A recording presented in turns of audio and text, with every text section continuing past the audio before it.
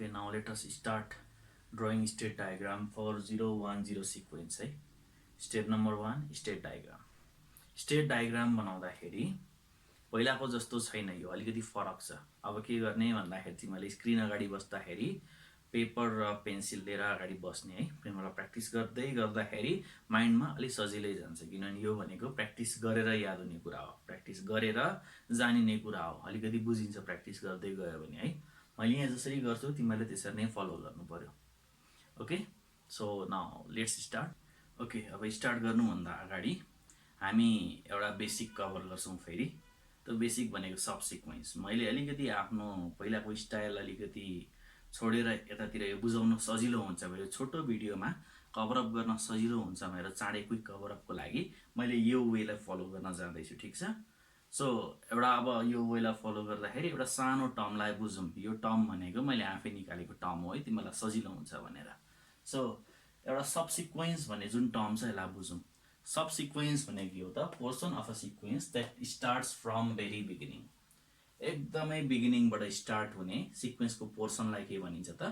सब sequence भनिन्छ. For example, यदि यो 0 1 1 भन्ने सिक्वेन्स हो भने यो 0 भनेको के हो त? यो सिक्वेन्सको पोर्सन हो, यो अगाडिको 0.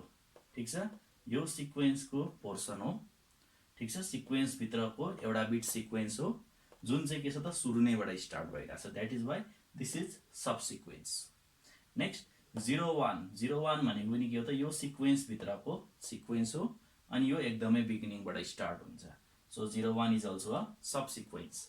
0 1 1 0 1 1 भनेको पनि यो सिक्वेन्स भित्रको सिक्वेन्स हो, बिगिनिङबाट स्टार्ट हुन्छ. Therefore this is also a sub sequence. But 1 1 यो दुईटा 1 होस् या यो दुईटा 1 होस्, यिनीहरू भनेको सब सिक्वेन्स होइन. सिक्वेन्स भित्रको सिक्वेन्स त हो, तर के हुन्छ? They do not start from the beginning है. यिनीहरू बिगिनिङबाट स्टार्ट हुँदैन. Therefore 1 1 is not a sub sequence. त्यही भएर यो तीनटा 1 पनि के हो त? सब सिक्वेन्स होइन. अब नेक्स्ट हाम्रो यदि सिक्वेन्स 0 1 0 छ भने यो सुरुको 0 भनेको के हो त? सुरुबाट स्टार्ट भएको छ, सिक्वेन्स भित्रको सिक्वेन्स हो. This is sub sequence. 0 1 0 1 सुरुबाट स्टार्ट भएको छ, सिक्वेन्स भित्रको सिक्वेन्स हो. This is also a sub sequence. 1 0 यो लास्टको 1 0 है, सिक्वेन्स भित्रको सिक्वेन्स हो तर बिगिनिङबाट स्टार्ट भएको छैन. This is not a sub sequence. त्यही भएर नेक्स्ट अब यहाँ इम्पोर्टेन्ट पोइन्ट छ है. पोइन्ट अब्भियस छ, एकदमै अब्भियस, बुझिन्छ. For detection of a sequence recognizer must detect all of its sequence exactly one after another. यसले के भन्छ भन्दाखेरि यो 0 1 1 भन्ने जुन सिक्वेन्स छ यसलाई डिटेक्ट गर्नको लागि प्रत्येक सब सिक्वेन्सलाई डिटेक्ट गर्नु पर्यो. प्रत्येक सब सिक्वेन्सलाई डिटेक्ट गरेपछि बल्ल के हुन्छ त? सिक्वेन्स डिटेक्ट हुन्छ. त्यो पनि के हो त? Exactly one after another. यसको अर्थ के हो त? पहिला 0 डिटेक्ट हुन्छ, 0 डिटेक्ट भएपछि फेरि 1 त्यसको लगातारै इनपुट आउँछ. त्यसपछि 0 र 1 सब सिक्वेन्स डिटेक्ट भयो. त्यसपछि 0 1 डिटेक्ट भएपछि फेरि अर्को 1 लगातार इमिडिएट इनपुट आउँछ. ठिक छ. एन्ड देन 0 1 1 के हो त? हाम्रो यो सब सिक्वेन्स हो. अनि त्यसपछि 1 इनपुट आएपछि हाम्रो के हुन्छ त? यो 0 1 1 सब सिक्वेन्स हुँदाखेरि 1 इनपुट आउँदाखेरि हाम्रो के हुन्छ त? फाइनल्ली हाम्रो सिक्वेन्स कम्प्लिट हुन्छ. सो यो सिक्वेन्स डिटेक्ट गर्नको लागि हरेक सब सिक्वेन्स वान आफ्टर एनदर के हुनु पर्यो त? कम्प्लिट हुनु पर्यो. बिचमा कुनै ब्रेक आउन भएन है. एकदम इम्पोर्टेन्ट कुरा. पहिला फर्स्टको, त्यसपछि सेकेन्ड सब सिक्वेन्स, त्यसपछि third subsequence, and then के हुनु पर्यो त? यो पुरा सिक्वेन्स रिकग्नाइज हुनु पर्यो. यसरी जान्छ. सिमिलरली 0 1 0 रिकग्नाइज गर्नको लागि यो सिक्वेन्स सुरुमा अगाडिको 0 सब सिक्वेन्स रिकग्नाइज गर्नु पर्यो. यो रिकग्नाइज गरेको इमिडिएट अर्को पटक इनपुट आउँदाखेरि 0 र 1 सब सिक्वेन्स रिकग्नाइज गर्नु पर्यो. फेरि के हुनु पर्यो त? इमिडिएटली 0 आएपछि बल्ल यो 0 1 सब सिक्वेन्समा the sequence is completely recognized. Okay, अब सिक्वेन्स रिकग्नाइजरको हामीलाई स्टेट डायग्राम ड्र गर्नको लागि दुईटा एकदम इम्पोर्टेन्ट पोइन्ट छ. वी मस्ट फलो इट है. मैले पहिला भनेको थिइनँ, प्र्याक्टिसको बेसमा गएको थिएँ. अब यो छोटो टाइम छोटो भिडियोमा के गरौँ त? थ्योरीलाई फलो गरौँ है. A new idea. ल अब यहाँ हेरौँ. दुईटा पोइन्ट एकदम रिमेम्बर गर्नुपर्छ हामीहरूले. एउटा भनेको every input leads to a subsequence or reset state with an output. एउटा. ठिक छ. अर्को भनेको every subsequence must have a state. ठिक छ। फर्स्टको पोइन्टले के भन्छ भन्दाखेरि यदि कुनै पनि इनपुट आयो भने त्यो इनपुटले हाम्रो यो जुन स्टेट मेसिन छ त्यसलाई अर्को सबसिक्वेन्समा लगिदिन्छ अथवा रिसेटमा लगिदिन्छ। यसको बारेमा क्लियरली एक्जाम्पल गरेपछि बुझिन्छ है। Next, every subsequence must have a state. अब यो चाहिँ अहिले नै बुझ्नुपर्छ, प्रत्येक सबसिक्वेन्सको के हुनु पर्यो त स्टेट हुनै पर्यो। फर इक्जाम्पल 0 1 0 डिटेक्ट गर्नको लागि 0 भन्ने स्टेट हुनै पर्यो, एउटा स्टेट हुनै पर्यो जसले 0 लाई रिप्रेजेन्ट गर्छ। सिमिलरली 0 1 सबसिक्वेन्सको लागि एउटा स्टेट हुनै पर्यो जसले 0 1 सबसिक्वेन्सलाई रिकग्नाइज गर्छ है, रिप्रेजेन्ट गर्छ। Okay, so now let's start. अब कुनै पनि बेसिक छैन, let's start to draw the state diagram for this 0 1 0 sequence. त्योभन्दा अगाडि एउटा पेपरमा यो दुईटा पोइन्ट लेख्ने है, साइडमा पेपर होस्, यो दुईटा पोइन्ट होस् त्यसमा, and then based on this two points we will practice. ठिक छ। ल अब 0 1 0 अथवा कुनै पनि सिक्वेन्स डिटेक्टरको हामीले स्टेट डायग्राम बनाउँदाखेरि स्टेप नम्बर 1 मा हामीले यो जुन सिक्वेन्स छ यसको सब सिक्वेन्स फाइन्ड आउट गर्नुपर्छ। हाम्रो सिक्वेन्स के छ भन्दा 0 1 0 छ, यसमा भएको सब सिक्वेन्स के हुन्छ त 0 हुन्छ अनि अर्को के हुन्छ त 0 1 हुन्छ। ठिक छ। अब first of all step number 1, अब यो रफमा लेख्ने, यो फेयरमा लेख्नु पर्दैन, जस्ट अन्डरस्ट्यान्डिङको लागि, यो बुझ्नको लागि मात्रै। अब स्टेप नम्बर 1 मा के गर्ने त एउटा स्टेट बनाउने, S0 भन्ने।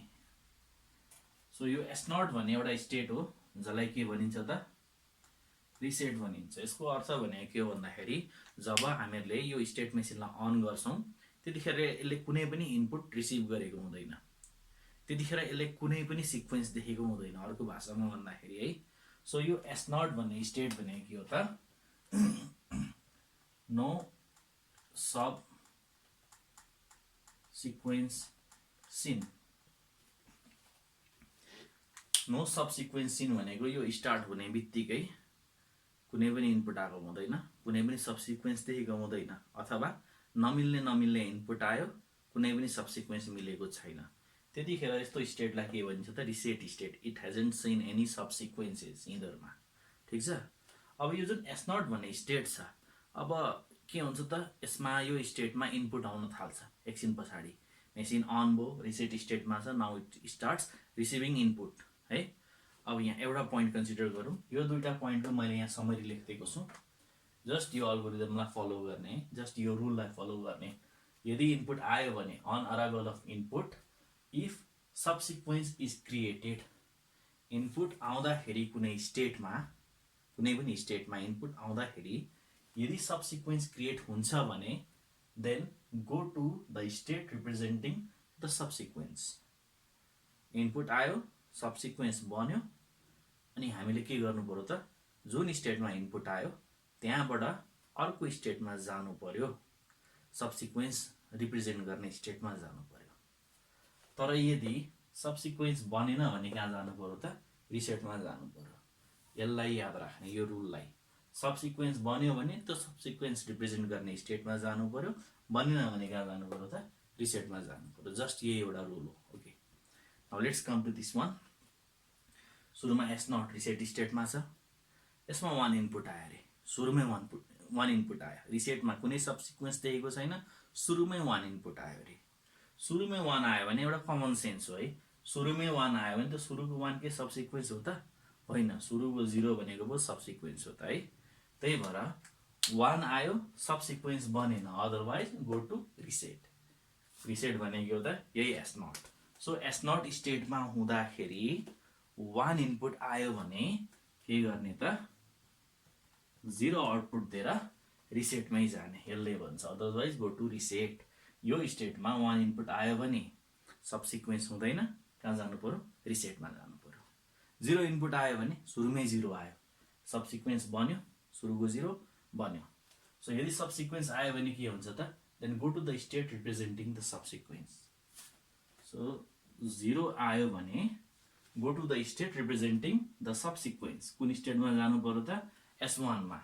S1 भन्ने स्टेटले केलाई रिप्रेजेन्ट गर्छ त 0 भन्ने सब सिक्वेन्सलाई रिप्रेजेन्ट गर्छ ठीक छ यहाँ भन्छ every sub sequence must have state त्यही भएर यो सब सिक्वेन्स 0 को के हो त स्टेट हो अब आउटपुट कति दिन्छ त सिक्वेन्स कम्प्लिट भएको छ छैन यहाँ पनि सिक्वेन्स कम्प्लिट भएको थियो 1 इनपुट आउँदा थिएन त्यही भएर 0 आउटपुट दियो यहाँ पनि के गर्ने त 0 आउटपुट दिने यसले के रिप्रेजेन्ट गर्छ भन्दाखेरि अब यो पुरा एउटा यो जुन छ यसको हाँगा बिगा यो ब्रान्चहरू देखिरहेछौँ हामीहरूले S0 स्टेटमा 0 इनपुट आयो भने सरी 1 इनपुट आयो भने S0 भन्ने स्टेटमा 1 इनपुट आयो भने कहाँ जान्छ त S0 मै जान्छ 0 आउटपुटतिर यो अगाडिको इनपुट यो अगाडिको आउटपुट यो भनेको डाइरेक्सन कुन स्टेटमा जान्छ भनेर फेरि S0 भन्ने स्टेटमा 0 इनपुट आयो भने कहाँ जान्छ त S1 भन्ने स्टेटमा जान्छ र आउटपुट कति दिन्छ त 0 दिन्छ यसरी हुन्छ है हरेक स्टेटमा दुईटा इनपुट हाल्नै पर्छ हामीले एउटा 0 इनपुट हाल्नुपर्छ एउटा 1 इनपुट हाल्नुपर्छ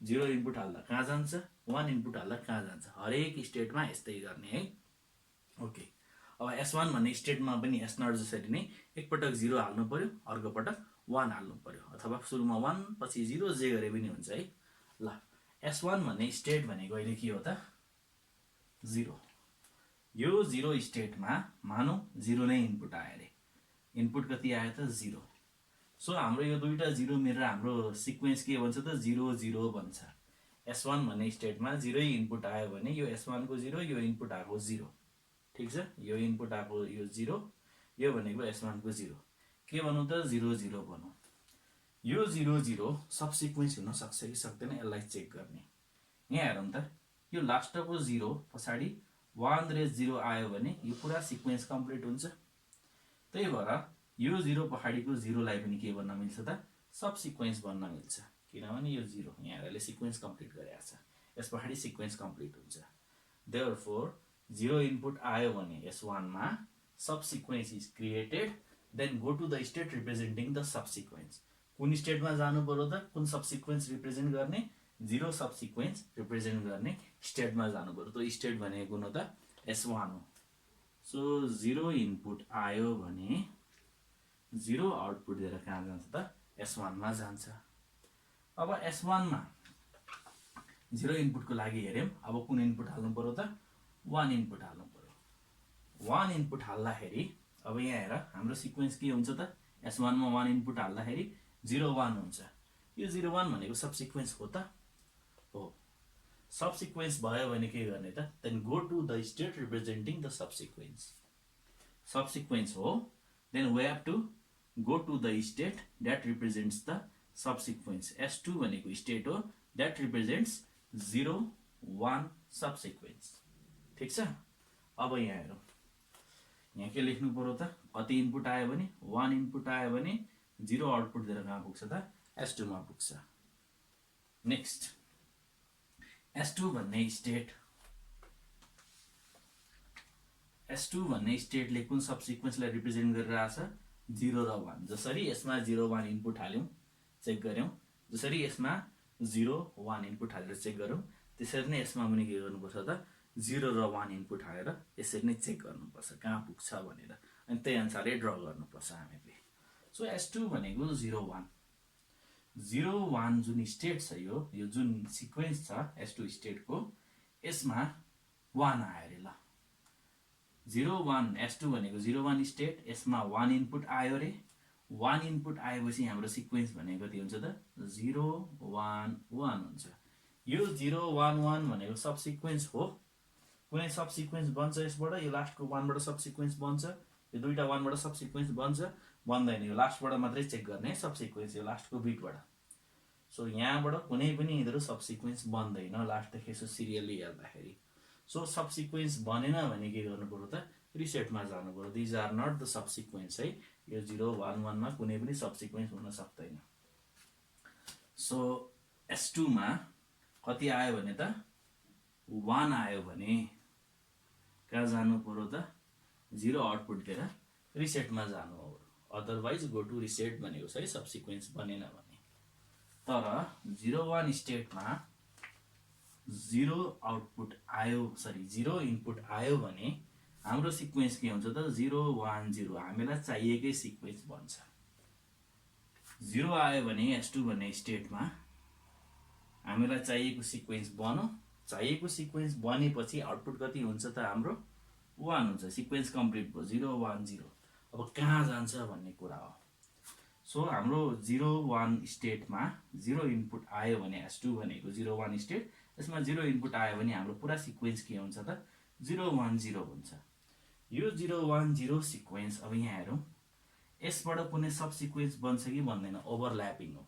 ओभरल्यापिङ भयो भने ओभरल्यापिङको केसमा के गर्ने त, यदि सिक्वेन्स कम्प्लिट भयो भने यो सिक्वेन्स नेक्स्ट सिक्वेन्सको लागि यसको कुनै पोर्सन सब सिक्वेन्स हुन्छ कि हुँदैन? यहाँ पछाडिबाट हेर्दाखेरि त्यसलाई खोज्ने एकपटक यहाँ हेरौँ त। 0 1 0 को यो लास्टको 0 हेरौँ, यो सब सिक्वेन्स हो। यस पछाडि 1 र 0 आयो भने अर्को सिक्वेन्स कम्प्लिट हुन्छ।